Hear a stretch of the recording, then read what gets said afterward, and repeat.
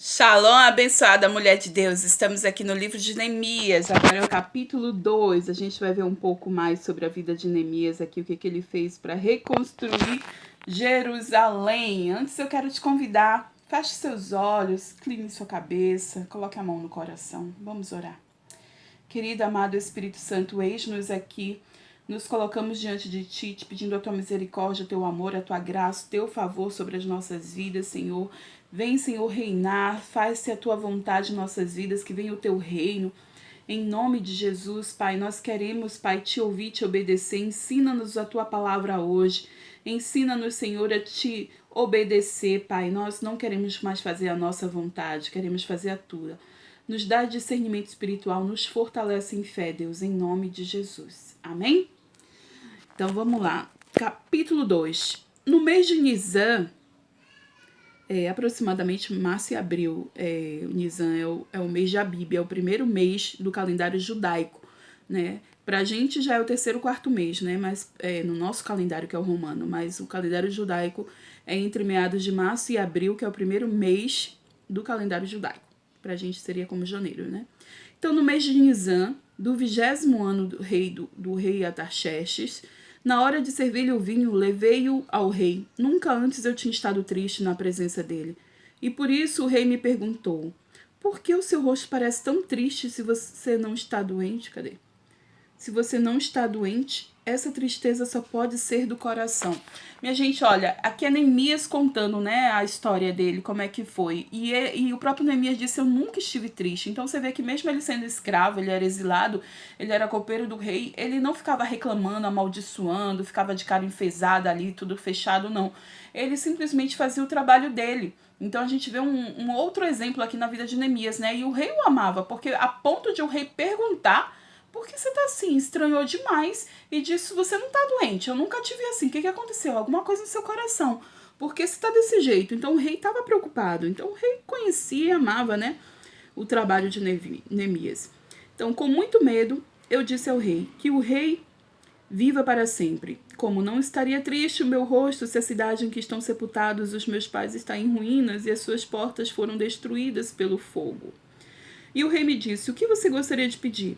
Então orei ao Deus dos céus e respondi ao rei: se for do agrado do rei, se o meu servo puder contar com a sua benevolência, que ele me... Vamos ver aqui. Que ele me deixe ir à cidade que meus pais estão enterrados em Judá, para que eu possa reconstruí-la. Você vê que assim, Neemias ele já tinha orado antes a Deus, né? Mas quando o rei falou com ele aqui, ele fez uma oração bem rápida, né? E ali pedindo sabedoria para Deus, para saber como falaria, né, com o rei. E aqui ele pediu, né, que fosse para lá para reconstruir. Você sabe de uma coisa? Ele já tinha bem definido o que ele queria. Ele já sabia o propósito dele. Ele já sabia o que ele queria mesmo da vida, né? Que era ajudar a reconstruir a cidade. Por isso foi muito rápido de ele falar com o rei. E sabe uma coisa que a gente tem? Muitas vezes a gente não sabe o que a gente quer. E é por isso que qualquer lugar que a gente vá, beleza, não tinha nada em mente mesmo. Então isso é um grande problema. A gente precisa aprender aqui com Neemias a planejar, a projetar, já saber o que a gente quer da vida. Vamos seguir aqui, versículo 6. Então o rei, estando presente, a rainha sentada ao seu lado, perguntou-me: quanto tempo levará a viagem? E quando você voltará? E eu marquei um prazo com o rei e ele concordou que eu fosse. Você vê que assim, o rei ia sentir a falta dele, por isso perguntou: tudo bem, mas quando você vai voltar? Quanto tempo você precisa ficar lá, né? E aí eles acertaram algo. Versículo 7. E a seguir acrescentei: se for do agrado do rei, eu poderia levar cartas do rei aos governadores de Trans-Eufrates para que eu me deixem passar até chegar a Judá. E também uma carta para Asaf, guarda da floresta do rei, para que ele me forneça madeira para as portas da cidadela, que fica junto ao templo, para os muros da cidade, para a residência que irei ocupar. Visto que a bondosa mão de Deus estava sobre mim, o rei atendeu aos meus pedidos. E com isso fui aos governadores dos Trans-Eufrates e lhe entreguei as cartas do rei. Acompanhou-me uma escolta dos oficiais do exército de cavaleiros que o rei enviou comigo. Minha gente, é muita coisa aqui, porque Neemias, ele ousadamente, com sabedoria, pediu mais coisas ao rei, né? E acabou que o rei financiou isso. Ele já sabia exatamente o que ele queria. Ele sabia que precisava de madeira para a casa que ele ia morar, para os muros que ele ia construir, para a cidade. Ele já sabia bem e ele pediu essas cartas, já sabia que tinha que pedir para os governadores. E foi assim que aconteceu. Ele pediu para os governadores e o rei ainda mandou uma escolta junto com ele, para que ninguém roubasse, ninguém fizesse nada com ele. Versículo 10. Mas agora a gente começa a ouvir falar sobre a oposição, né? Porque Sambalat me lembra muito a oposição. Então vamos lá. E saiba de uma coisa, toda vez que você levanta um projeto de Deus para acontecer, vai ter oposição. Vai ter oposição sim, fique firme e forte, que o diabo vai se levantar, ele fica furioso. Você precisa continuar firme e forte porque Deus é com você. Vamos lá, o que acontece? Sambalat, Oronita e Tobias, o oficial amonita, ficaram muito irritados quando viram que havia gente interessada no bem dos israelitas. Ó a oposição aí. Cheguei a Jerusalém depois de 3 dias de permanência ali, saí de noite com alguns dos meus amigos e não havia contado a ninguém o que o meu Deus havia posto em meu coração que eu fizesse por Jerusalém. Não levava nenhum outro animal além daquele em que eu estava montado. Então ele começou a fazer uma inspeção na cidade, né? Uma inspeção nos muros para ver qual era o tamanho do problema para ele começar a achar a solução. E ele diz que ele não contou a ninguém, né?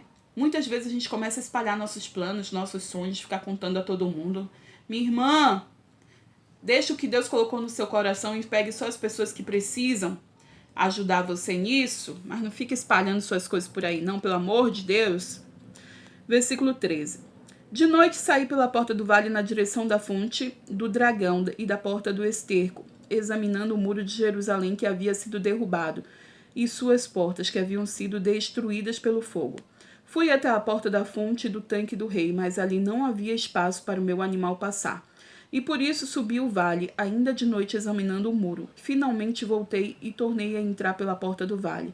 Os oficiais não sabiam aonde eu tinha ido e o que eu estava fazendo, pois até então eu não tinha dito nada aos judeus, aos sacerdotes, aos nobres, aos oficiais e aos outros que iriam realizar a obra. Então eu lhes disse: vejam a situação terrível em que estamos. Jerusalém está em ruínas e suas portas foram destruídas pelo fogo. Venham, vamos reconstruir os muros de Jerusalém para que não fiquemos mais nesta situação humilhante. Também lhes contei como Deus tinha sido bondoso comigo e o que o rei tinha me dito. Pronto, agora ele abriu o coração, porque são as pessoas que vão precisar ajudar ele, né? Agora ele simplesmente tinha que fazer como Esdras fez, né? Animar o povo para começar a obra. E ele era contemporâneo de Esdras, viu? Eles viviam na mesma época. Aqui eles responderam: sim, vamos começar a reconstrução, e se encheram de coragem para a realização deste bom projeto. Quando, porém, Sambalat, o Oronita, Tobias, o oficial amonita e Gesem, o árabe, souberam disso, zombaram de nós, desprezando-nos e perguntaram: o que vocês estão fazendo? Estão se rebelando contra o rei? E eu lhes respondi: o Deus dos céus fará que sejamos bem-sucedidos. Nós, os seus servos, começamos a reconstrução.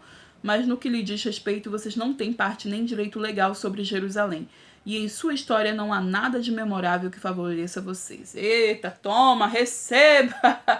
Aí, você acha que na mesa é qualquer coisa? Vem aqui da parte de Deus falar. E é isso que a gente tem que fazer, colocar o inimigo no lugar dele. Não deixar ele ficar avançando não e tomar conta, viu? Nós precisamos reagir, reaja em nome de Jesus.